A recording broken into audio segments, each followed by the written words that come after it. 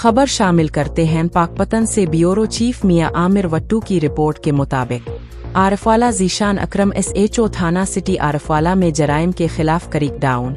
SHO Zeeshan अकरम की क़ियादत में थाना सिटी आरफवाला के इलाका में अमनो अमान की सूरत हाल में नुमाया बेहतरी देखने में आई है, जहां पर थाना सिटी आरफवाला के SHO इंस्पेक्टर ज़ीशान अकरम की मुअस्सर हिकमत अमली और बरवक्त इक़दामात से जराइम पेशा अनासिर के गिर्द घेरा तंग कर दिया गया है। पार्टियों, मुनशियात फिरोशी, गैर कानूनी असलहा रखने और हवाई फायरिंग जैसे जराइम के खिलाफ बिला इम्तियाज कार्रवाइयाँ जारी हैं। पुलिस की मुसलसल मॉनिटरिंग और करीक डाउन के बाइस जराइम में वाज़े कमी आई है, जबकि मुतअद्दिद मुल्ज़िमान के खिलाफ कानूनी कार्रवाई भी की गई है।